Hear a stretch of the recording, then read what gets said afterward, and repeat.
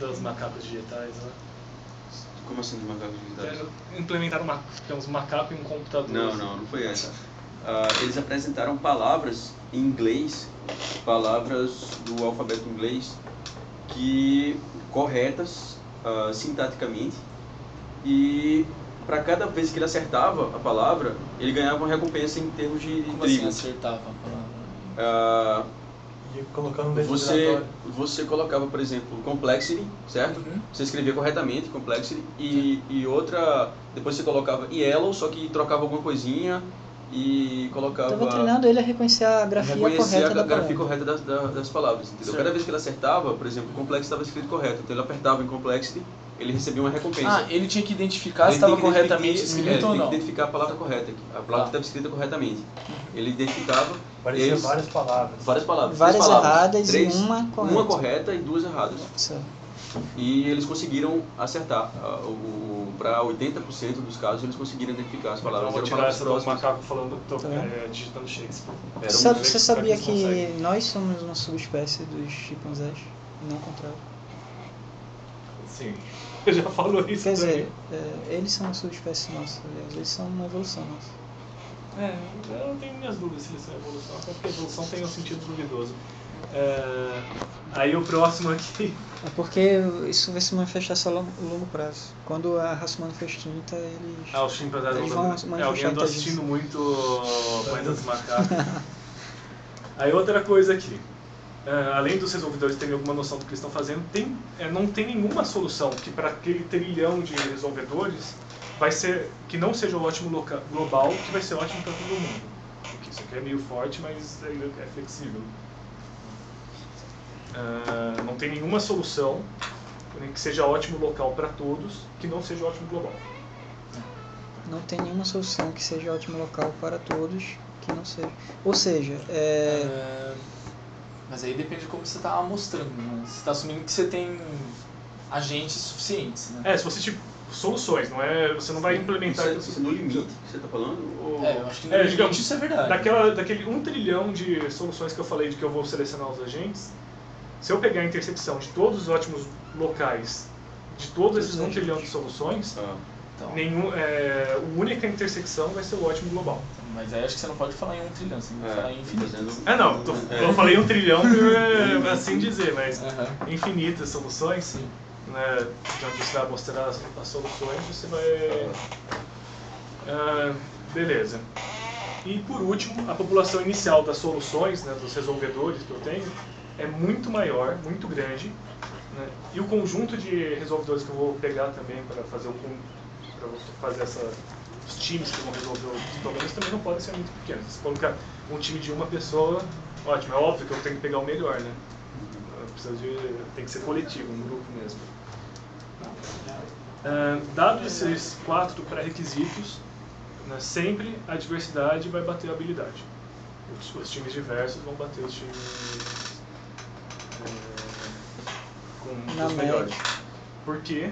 Porque os times dos melhores vão ser sempre parecidos. Na média para todos os problemas. Aí beleza. Aqui tem... Não sei se vocês acharem importante assim, eu posso até falar um pouco mais sobre como que é a prova. Em termos práticos, como é que você usaria esse conhecimento na sua pesquisa em termos práticos, assim? Ou não você, mas exemplos assim úteis de que alguém tenha se guiado por esse resultado para tomar alguma decisão? Por esse resultado, mas agora uma tendência na parte de inteligência de enxame é usar agentes não homogêneos. Você está fazendo um PSO, ao invés de usar uma regra para todo mundo, você usa regras diferentes. Porque se um vai ficar preso num ótimo local, o outro vai fugir daquele ótimo local e vai achar uma... Ele opera numa regra diferente. Entendi isso. Outra coisa, seria, claro, por exemplo, diferentes parâmetros de repulsão para cada partícula. Uma não tem repulsão nenhuma, ela é sempre atraída pelo melhor, sei lá, e outras têm diferentes graus de repulsão. Infelizmente, esse aí não deu muito certo. Você testou isso? Eu fiz uma divisão valores aleatórios dos parâmetros repulsão. E não ficou indiferente. O que é interessante, porque os valores que eu estava usando como valores fixos são os valores considerados ótimos. Ah, mas depende do problema que você valor testou padrão, também, não né? ótimo, não. Depende do problema que você testou, né? Ah, Porque, sim, não, você não porque esse segue. resultado é válido O para ômega a C1 média e de C2, né? Oi? Ômega C1 Ômega e são C2. C2. Eu usei os valores padrões, assim, considerados os melhores para problemas genéricos. Aquele constricted PSO, né? É, do conflito PSO, a do Mendes e tal. E eu comparando com o que eu fiz aleatoriamente, assim, esses valores, e o resultado foi parecido para os dois. Um resultado interessante, não tão bom quanto o que eu queria que fosse melhor, mas tudo bem. Mas tem vários outros que eles misturam, por exemplo, modelos de PSO diferentes, como, por exemplo, tem modelo de atração e repulsão, então a partícula se repele das outras. Tem o constrict, você põe várias dinâmicas de partículas e põe elas para funcionarem. Mas, Joana, quando você compara esse exemplo que você falou que você implementou, tinha lá os parâmetros ótimos, você está violando aquela condição de não ter nenhum que sempre eles não são, ele não ganha sempre, é considerado um parâmetro bom, assim, não é o ótimo. São É porque ele mostra que ele modelou o PSO como um sistema dinâmico e mostrou que ele converge necessariamente se você usar os valores de ômega, C1 e C2 dentro de uma faixa de valores. Aí se você fizer isso, o enxame ele vai convergir necessariamente para um ótimo local. É isso? É. Então, daí ele não resolve todos os problemas da melhor forma possível, mas ele é considerado um resolvedor muito bom, então ele é usado como um padrão, assim. Porque o PSO, ele funciona você atualizando o vetor de velocidade, né? Então, quando você fala de atribuir valores a ômega, quer dizer, repulsão, inércia, momento, seja lá o que for, na prática você está alterando a computação da próxima velocidade no próximo instante, né? Isso. Você já pensou em alguma proposta ou conhece alguma proposta que, em vez de eu modelar a atualização da velocidade em cada instante de tempo, eu modele uma trajetória ao longo do tempo? Uma trajetória? Eu otimize uma trajetória para as partículas ao longo do tempo, em vez de dizer dado a posição atual dela, dado o histórico global, individual dela, dado, né, o estado do enxame no tempo, aí eu tenho uma transição para a próxima velocidade. Em vez de a próxima velocidade, alguma abordagem que você compute uma trajetória para vários instantes de tempos futuros, tá entendendo? Eu não conheço nenhuma que use isso. Normalmente eles usam só a velocidade ou então ignora a velocidade. Eu já vi uma que faz o seguinte: você deu um passo aqui, deu outro aqui e deu outro aqui. Então, essa daqui, ele usa essa componente aqui também, às vezes. Ele varia a quantidade de passos que você dá e aí ele usa essa componente também, do histórico. Do histórico. De visitação que você fez. Eu já vi algumas abordagens que fizeram isso aí. Ele troca o vetor velocidade por essa componente de histórico. Tá. Que o que eu estava pensando era o seguinte, sabe? É tipo, vamos supor que você sabe computar para cada partícula a aproximação que ela vai tomar dado o estado atual, né? E o histórico. Se ela fosse tomar essa ação e você mantivesse o enxame fixo, tá? No PC original, ela ia manter a inércia dela. Ela ia manter na mesma direção. A velocidade vai cair exponencialmente para acontecer isso. Ela vai andar na mesma direção e a velocidade vai cair exponencialmente. Vai cair exponencialmente, mas na mesma direção. Na mesma direção. O que ia acontecer era manter a inércia.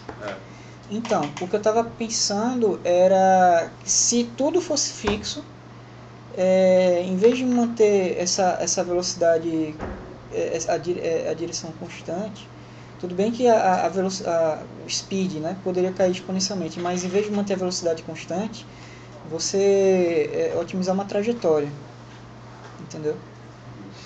Essa perspectiva muda, né, cara? Uma trajetória, por exemplo, fazer um zigue-zague, sei lá, entendeu?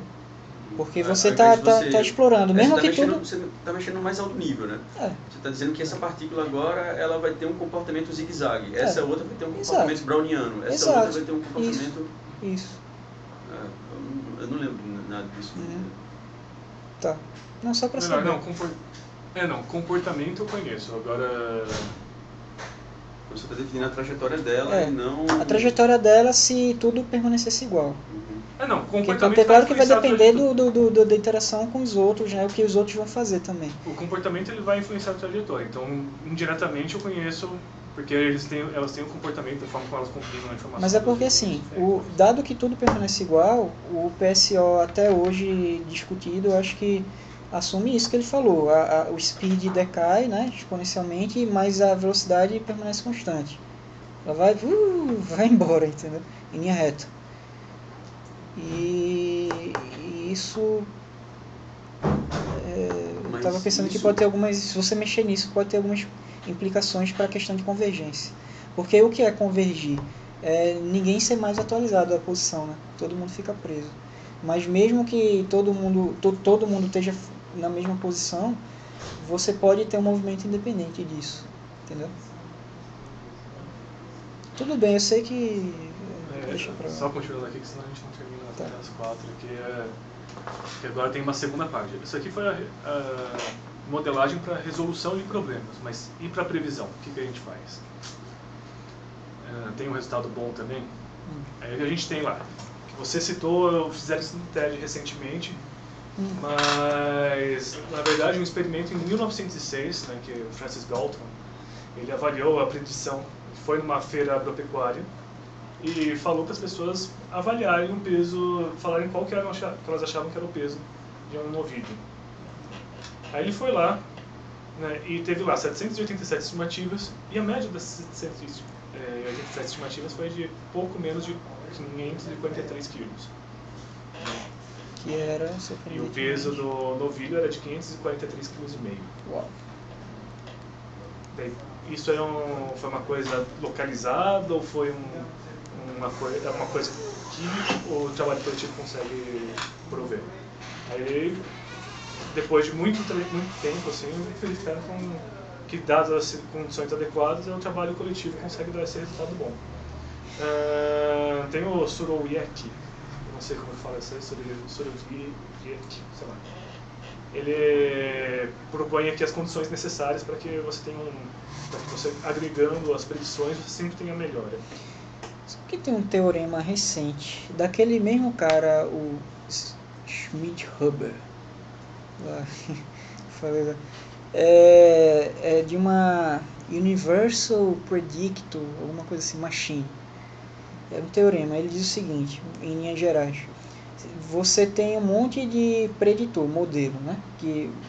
Mas você não sabe para prever mercado financeiro, por exemplo. Mas você sabe que um deles é o melhor. Vai te dar o melhor resultado, é o melhor que você pode fazer para prever, mas você não sabe qual é. Aí tem um teorema que ele prova o seguinte: se você fizer uma combinação convexa entre todos os preditores, certo? E otimizar os parâmetros, os pesos, com os resultados que eles dariam para o conjunto de dados que você quer, você converge assintoticamente para o melhor preditor, dado que o melhor preditor esteja contido no conjunto que você está combinando, né? Lógico que ele tem um peso positivo, digamos assim. É um teorema bem recente, que eu acho que tem muita relação com... Hã? Tem bastante relação com o que vai falar aqui, né? Só que nesse caso você está assumindo que um é o melhor, né? Tem que garantir que um deles é o melhor para você poder assintoticamente, com essa estratégia de combinação, se aproximar do melhor desempenho possível. Um subcaso desse aqui. Ele não fala desse resultado aí, mas acaba influindo um pouco assim. Que daí as condições necessárias para o grupo fazer a previsão mais acurada do que o indivíduo é ter diversos modelos. As pessoas não podem se influenciar mutuamente. E os processos de predição é descentralizado. Você não conversa para fazer essa predição. Cada um vem e fala qual que é o peso do novilho, cada um individualmente vai e fala o peso. Isso faz com que a gente tenha algumas coisas atualmente. Tem, por exemplo, o Hollywood Stock Exchange, que é uma bolsa em Hollywood que você compra ações de filmes, mais ou menos. E dependendo da bilheteria, você recebe os lucros disso. Se for uma boa bilheteria, lucro bom. Se for uma má bilheteria... Você aposta na bilheteria, tá? Mais ou menos isso. E daí fizeram uma comparação dos valores das ações de alguns filmes nessa bolsa com o valor de um expert conhecido lá nos Estados Unidos para as predições de bilheteria de 50 filmes. E se você quiser resgatar o dinheiro? Eu não faço ideia como funciona. Você espera um ano de exibição pra galera recolher o dinheiro das bilheterias e resgata. Mas daí essa bolsa, o resultado dela foi um epsilon menor, pior do que o do especialista. Porque o cara é um especialista muito bom.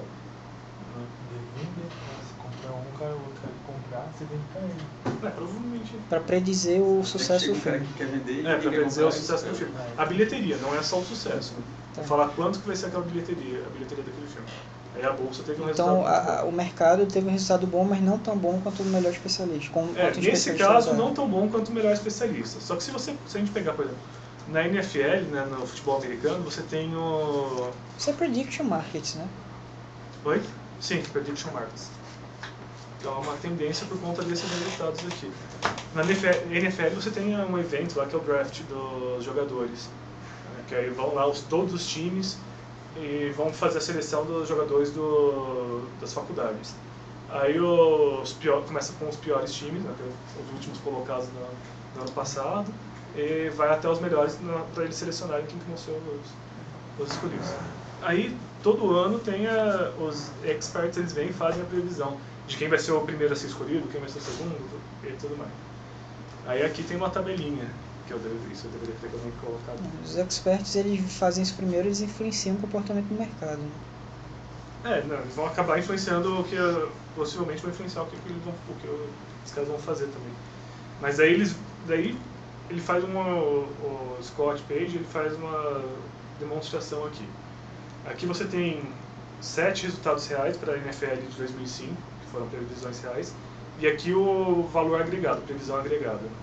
Daí dá para ver aqui que o menor erro que a gente verifica aqui, erro quadrático médio, é de 75. E o da previsão agregada, o erro da previsão agregada é de 34. Então acaba reduzindo um bocado isso aqui. Porque aí eles estão previndo qual vai ser a posição do cara. Nas linhas são os jogadores e nas colunas são os previsores. Né? Então aí a gente verifica que o resultado do coletivo ficou melhor do que qualquer um dos especialistas prevendo.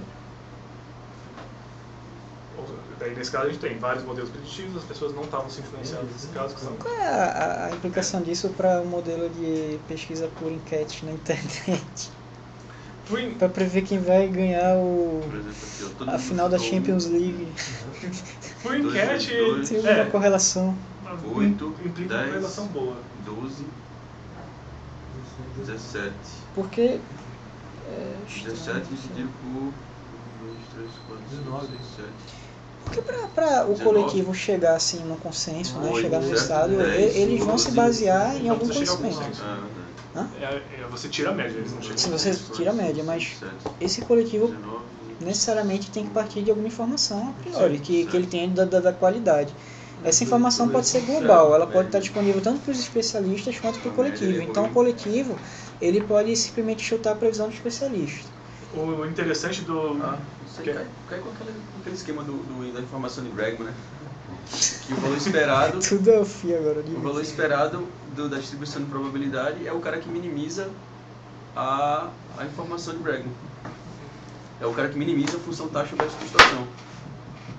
O valor esperado. Aí você pegou o valor esperado. Sim. Nesse caso é sempre a média. Ele está usando sempre a média. Pode usar outros estimadores, mas só que os resultados que ele obtém é para a média aqui. Que aí, o que ele vai falar? O que a gente tem? Quando a gente vai agregar vários preditores, se a gente tira a média dos preditores, a gente está pegando todas as variáveis que cada um deles considera e está considerando no preditor médio. Então você está agregando um monte de coisa, um monte de informação. Se você tem 100 mil pessoas fazendo uma predição conjunta, você está agregando cada informação que é usada por cada um daquelas 100 mil pessoas. Mas é isso que eu estou questionando, assim, eu acho um pouco esquisito isso, porque dependendo do problema, esse problema de estimar o peso do novilho, da vaca, é diferente, porque você está se baseando numa percepção, né, que foi evoluída, ou a pessoa foi treinada individualmente, independentemente da influência de outra pessoa. Ela, pela experiência, ela por si só, ela consegue estimar mais ou menos o peso dessa garrafa, o peso dessa bolsa, e todo mundo foi independentemente treinado sem influência de outros, de terceiros. Quando você fala para prever, por exemplo, o draft da NFL ou o resultado de um jogo de futebol, boa parte daquele público que está participando foi exposto durante um bom tempo a opiniões de especialistas. Então você tinha opiniões de especialistas que diziam: poxa, o Barcelona é o melhor time, é o melhor time, é o melhor time, é o melhor time. Aquilo foi se propagando e viesou a resposta de uma cacetada de gente. Então, assim, eu não vejo como esse resultado assim, da inteligência coletiva pode ser independente do problema. Eu acho que não só isso, como também você prevê um resultado de um jogo, todo mundo está se baseando no mesmo histórico do campeonato. Exato, entendeu? Também. Então eu espero Exato. que não vão ser tão discrepantes as previsões de cada um. Não, Agora, você prever o peso de uma coisa só olhando para ela, embora você pode dizer que tem alguns vieses em comum entre todo mundo, mas eu acho que é um negócio muito mais controlado do que prever resultado de jogo. É que, por exemplo, no caso do prever resultado de jogo, você tem que as pessoas vão e agrupam as informações de forma diferente. Por exemplo, eles vão olhar, quando o Ronaldo Luxo foi pro Corinthians, eles iam olhar e falar: não, esse cara tá gordo e não vai fazer nada. Ou, não, é o Ronaldo, ele vai fazer alguma coisa. E as pessoas vão fazer a avaliação. Mas você concorda cada um de uma forma diferente. Que no Ronaldo a maioria falava que ele estava gordo? Assim, na mídia, pelo menos, que influencia a massa. Então, quando você fosse computar os votos, você ia esperar que a influência das pessoas que iam apostar lá no Corinthians porque acham que Ronaldo ainda é o cara, vai ser muito pequena. Sim, então, porque a visão dominante da mídia é que ele é um... no caso, o que ele fala aqui, as pessoas não podem se influenciar. Para você ter esse teorema. Claro, as pessoas podem acabar se influenciando, mas só que aí ele não pode fazer as afirmações que ele faz sobre o resultado ser sempre melhor do que o teorema está perfeito, mas o que eu questiono é a aplicabilidade desse teorema para esse resultado, por exemplo, do NFL. Não, mas eles foram 5 especialistas diferentes. São especialistas, não são pessoas aleatórias. Agora, por exemplo, a questão dos filmes, de que ele observa que o comportamento da bolsa é muito similar ao que um especialista em previsão de bilheteria fornece. Mas eu não acho isso tão surpreendente, porque todo mundo está se baseando, por exemplo, que existem algumas categorias de filmes e nos históricos de bilheteria dessas categorias, e de quem é o diretor do filme, o que esse cara já fez, etc. Os atores principais. Só que você há de convir que o grosso do pessoal lá não são especialistas, do pessoal que está apostando naquela bolsa lá. Tem um outro caso aqui também, que é o da Iowa Markets, que eles fazem um mercado de predição para eventos políticos. Para as últimas 5 eleições americanas, o erro deles foi de 1,3%, pontos percentuais. Né? O que é menor do que qualquer pesquisa que a gente tem. É um erro muito pequeno. E para a eleição fora dos Estados Unidos, a média de erro foi de 2 pontos percentuais. Né? Considerando que são americanos apostando lá. Quer dizer que você perguntar para uma pessoa quem é que você acha que vai ganhar, você acerta mais do que você perguntando diretamente para muita mais gente em quem ela vai votar? Teoricamente.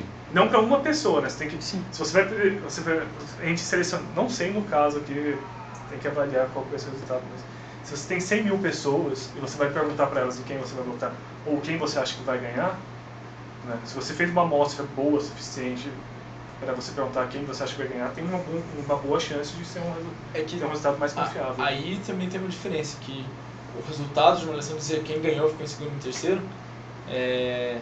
o cara pode ganhar com mais de 50% dos votos, ou ele pode ganhar com uma margem ínfima em relação ao segundo colocado. No caso aqui...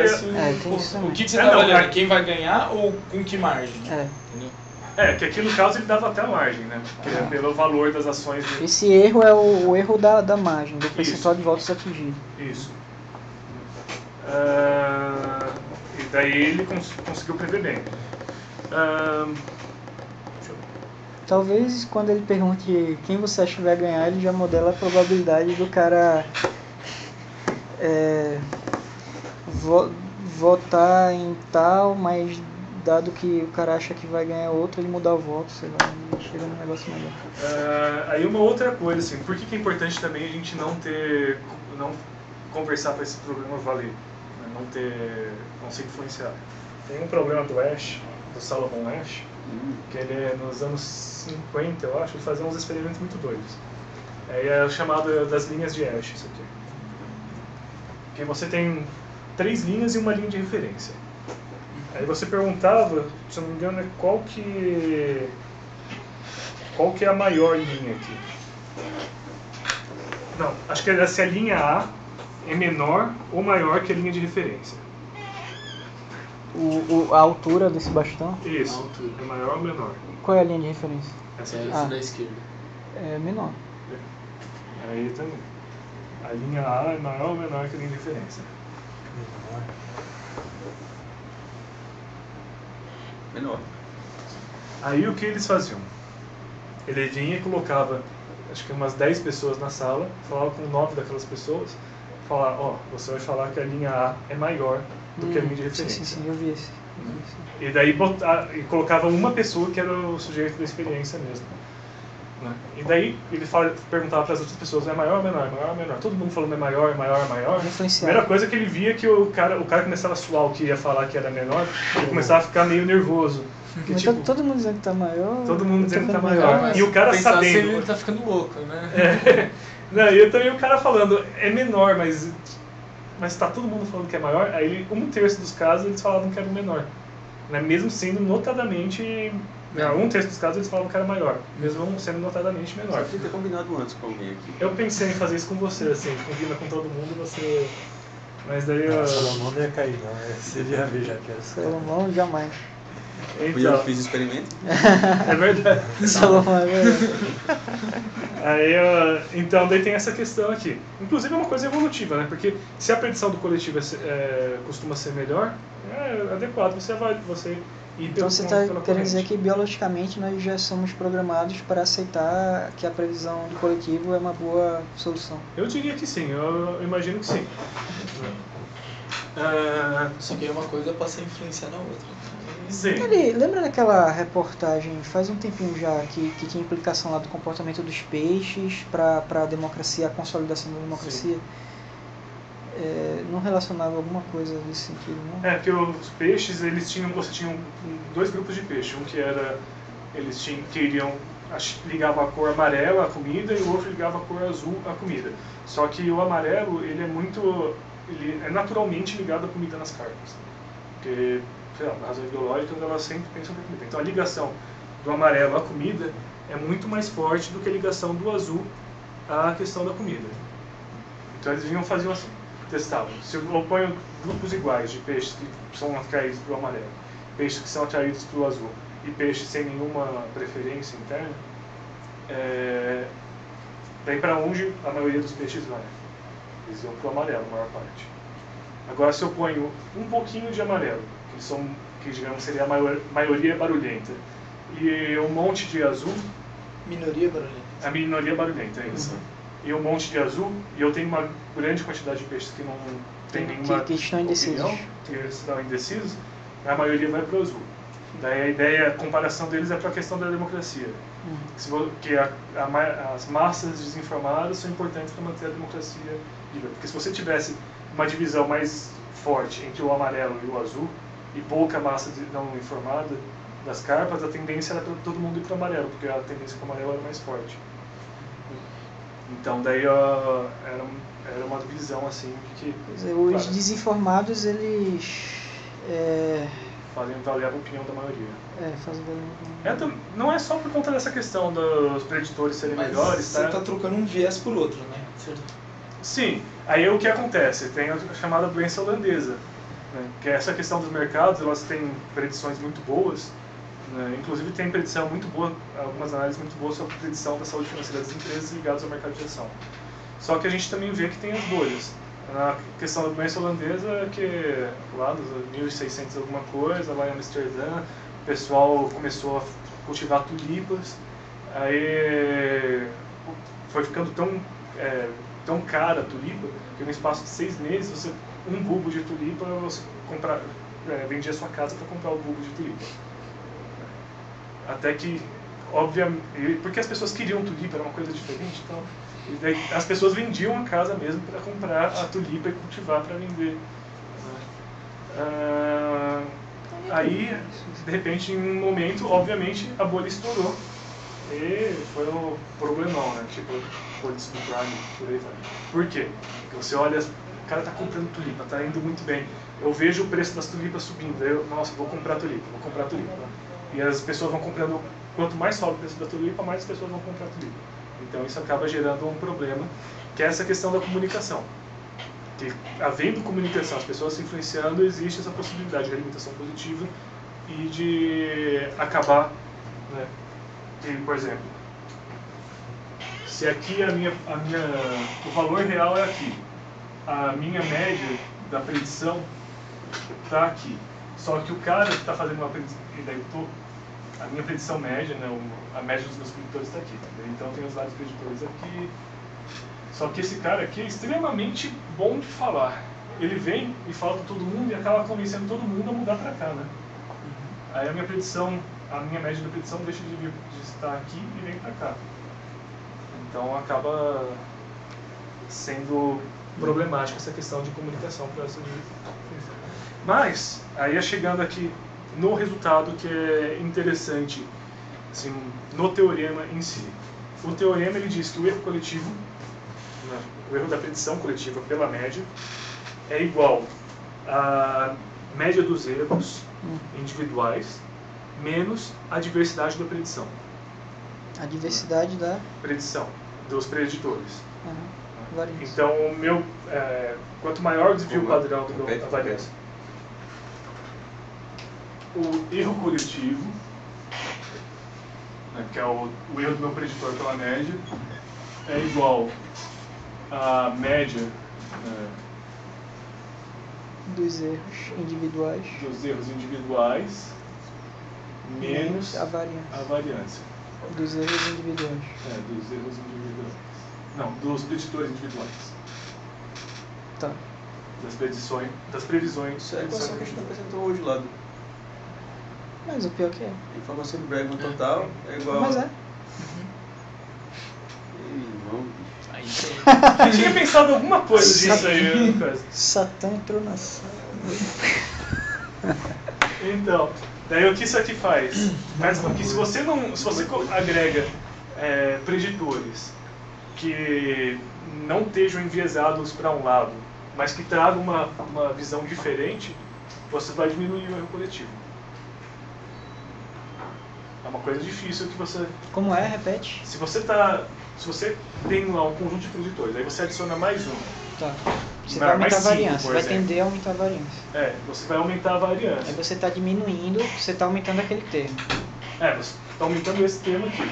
Se você não... Mesmo que o erro do cara seja na média, continue na média, Isso. a tendência é você piorar a previsão do erro coletivo. Não, melhorar. Melhorar a previsão coletiva. Isso aqui é o erro coletivo. Então, sim, diminuir o erro. Isso. Ok. É melhor. Uhum. Então, se você está adicionando com mais variância, mais informação coletiva, você vai ter que diminuir o erro. Isso aqui é interessante também, acho que para a questão de ensemble, né, para predição. Porque se você tem especialista em um determinado tipo de problema... É aquele mesmo problema, aumentar o K vai aumentar a qualidade da sua previsão. Sim, só que aí você não pode também começar a adicionar, se a predição aqui você começa a adicionar a pessoa que não faz ideia do que está falando, Sim. você vai piorar, porque você vai aumentar o erro, vai aumentar a variância, Claro, mas vai aumentar o erro mais lógico, ainda. né? Claro. Mas é aumentar o K, dado que você faça a escolha ótima para os Ks. Né? Digamos, se você está pegando amostras independentes, digamos assim, elas vão tender a se distribuir em torno daqui. Se for um preditor bom, só que tem uma variância, então o coletivo vai diminuir o erro. Um preditor bom. Que vários preditores bons, só que tem um termo aleatório ali que fica meio em...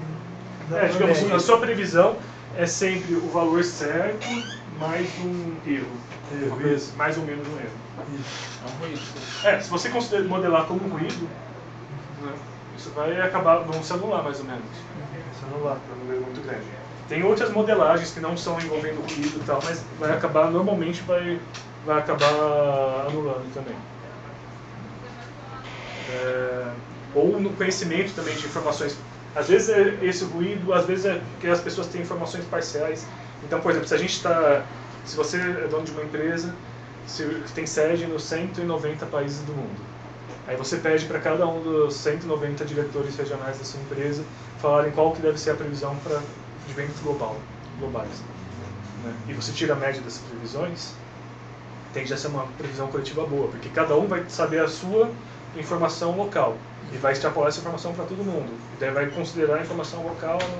Agora, esses resultados que você está mostrando, com certeza são muito valiosos para Ensembles, né? Mas eles sempre se baseiam na média ou em outras estratégias, tipo mediana?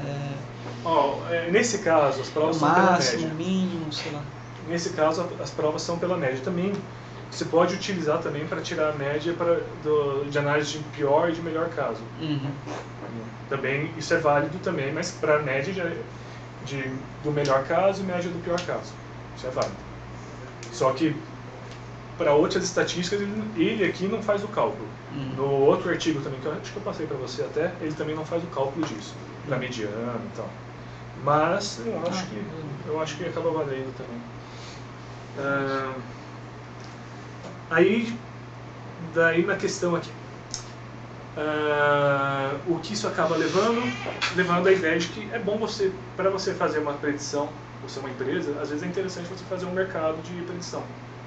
Uhum. E por que mercado de predição e não enquete? Porque na enquete as pessoas que não têm nenhuma noção vão falar. E é importante que você minimize o erro também. A variância é tão importante quanto o erro. Muito embora está sujeito ao mesmo problema, né, das bolhas que você falou. Vai todo mundo comprando por algum motivo, algum ruído se amplifica lá e vai todo mundo comprando aquilo, a maioria vai, amplifica. Sim. Né? Algo que não era claro, você legal. Tem que trabalhar para fazer alguma engenharia para evitar esse tipo de coisa. Só que, por exemplo, se você analisar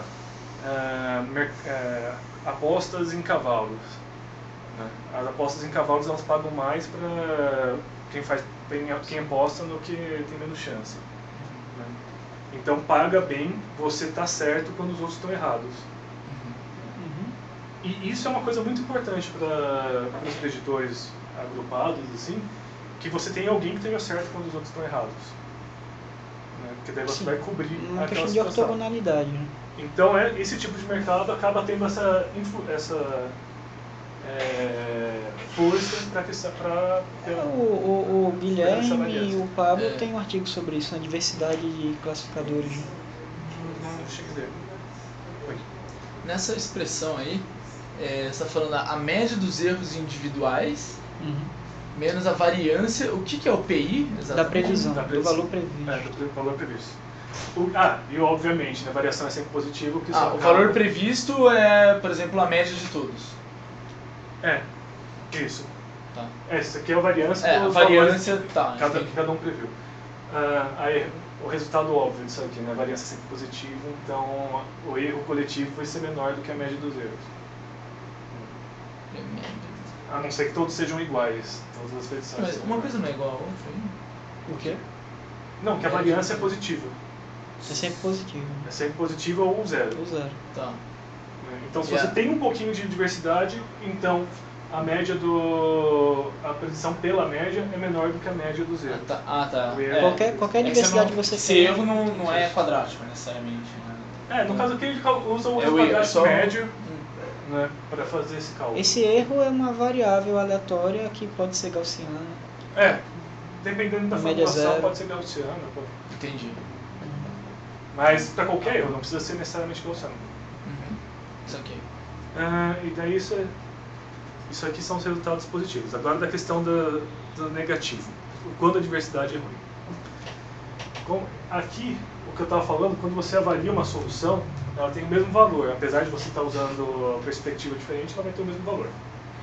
Só que quando você tem preferências fundamentais diferentes, é um problema para diversidade. Se as pessoas querem, se você está otimizando A, eu estou otimizando B, né, é possível que a gente entre em conflito, inclusive porque o meu B pode ser menos A.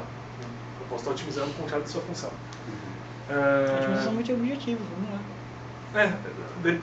Aí da questão da diversidade, às vezes isso não vai acabar não dando resultado bom, e às vezes vai dar um resultado legal se não forem objetivos conflitantes, por exemplo, né, tende a dar um resultado legal, porque o fato de eu estar otimizando uma função e você estar otimizando outra faz com que a gente tenha perspectivas diferentes, heurísticas diferentes.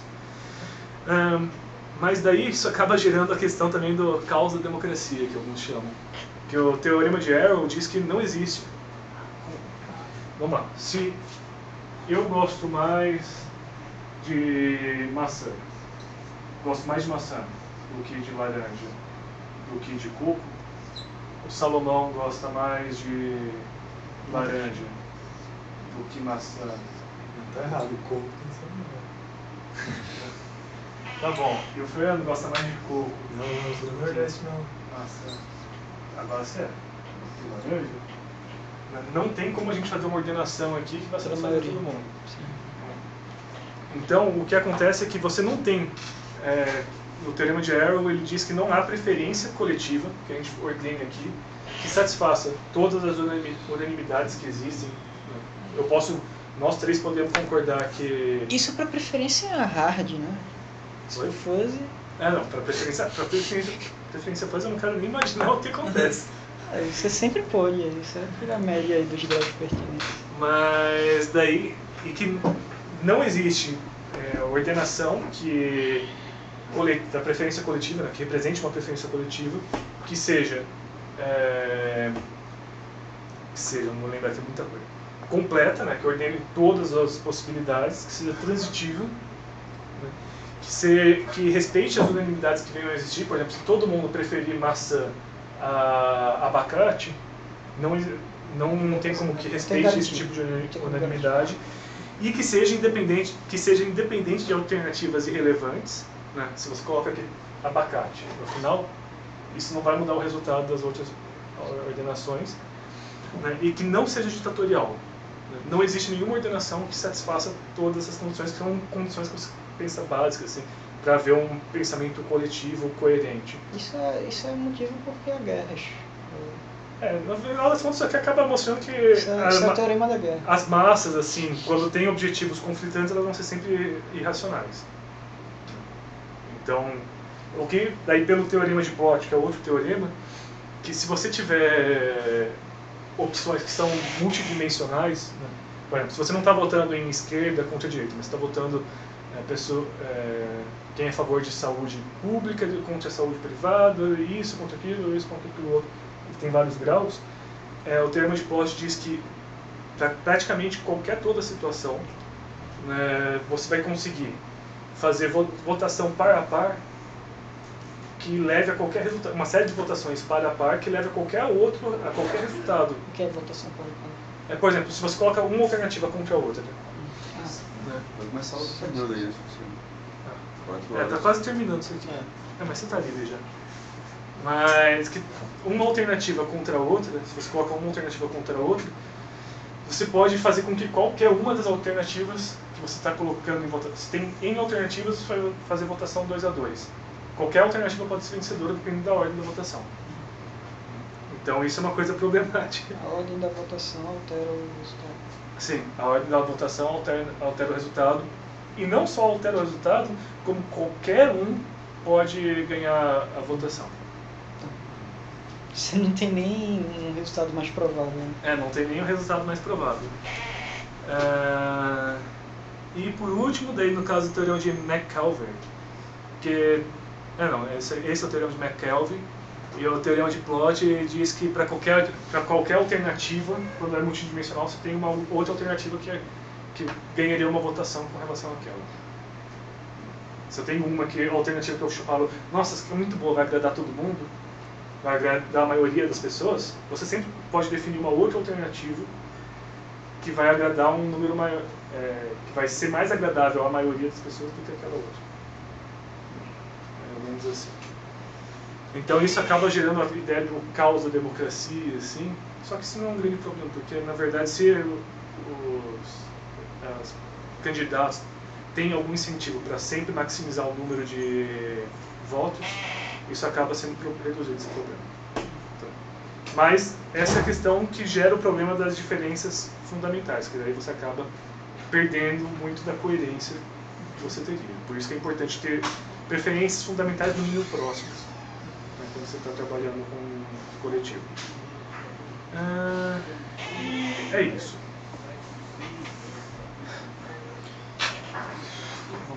Agora você está livre, senhor. Obrigado. De nada. Mandar para a lista o coisa do capítulo para ver se alguém fala, e daí você vai ter então, porque senão 4 ou Até mais, pessoal. Valeu. Falou, senhor. Beleza, senhores? Ninguém colocou lá mais coisas no capítulo? Oi? A gente fechou o negócio lá. A listinha lá? Aquelas perguntinhas lá. Quantos?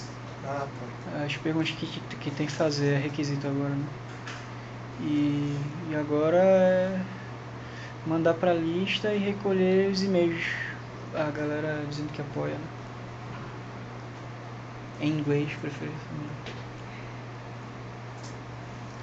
Não sei se vocês querem ver o que a gente colocou aqui. Não, deixa lá. Você vai mandar primeiro? Manda por e-mail, pode ser. Então, beleza, senhores. Espero que tenha sido interessante.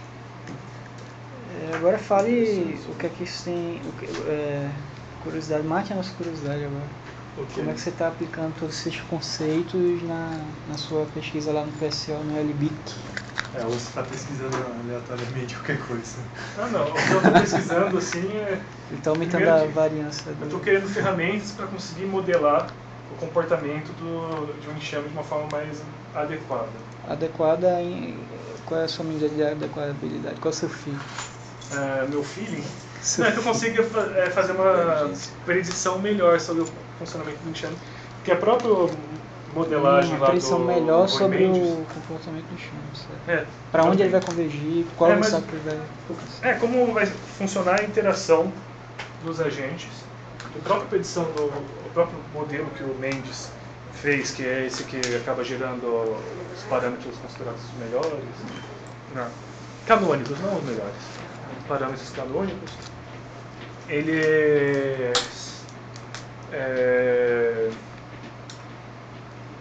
Os parâmetros canônicos, ele é muito simplificado. A versão Ele faz várias simplificações para o... ele tira toda a aleatoriedade. Agora, em compensação, ele prova matematicamente, como sistema dinâmico. Mas ele faz para acho que é uma partícula e tira a aleatoriedade. Sim, tira a aleatoriedade, mas... Não sei se é uma partícula ou não. Eu acho que é para uma, mas se não é para uma, é para duas. É uma coisa bem pequena, bem restrita. Aí é só você rodar com duas. Então, daí o que eu quero primeira coisa,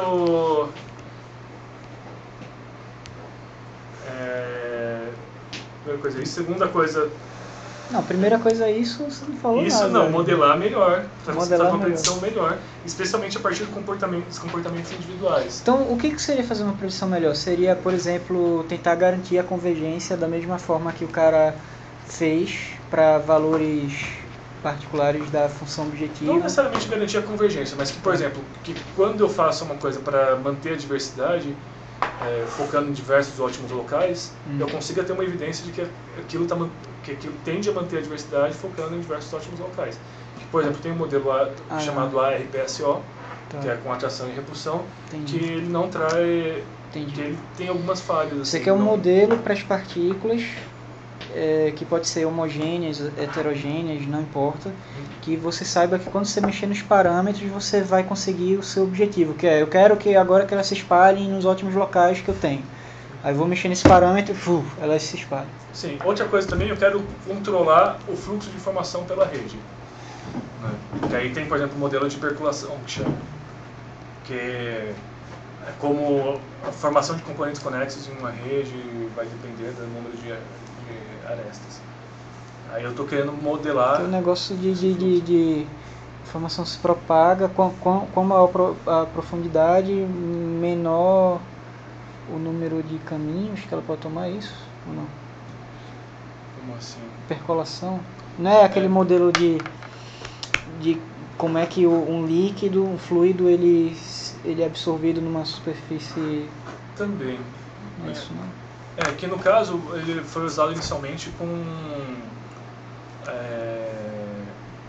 polímeros. Então eles foi para estudar como que era a solidificação de polímeros, né, como eles formavam. Então era como vão sendo estabelecidas conexões no polímero de forma que ele vai formando uma estrutura única. Ele passa de um líquido para uma estrutura única. Então daí ele vai, a partir do modelo de grafos aleatórios e tal, ele vai conseguindo determinar quando surge um componente grande conexo, e a partir daí ele vai formando, daí seria componente conexo, a análise dos componentes conexos seria mais ou menos para eu saber o tamanho o quanto que uma informação ele vai propagar na rede. E também para pegar informação e bioinspirar ela, pegar coisas sobre como funciona a economia, por exemplo, e aplicar. Um algoritmo econo-inspirado. Por aí. Falei demais. Ok. Ó, vocês viram que o Carlos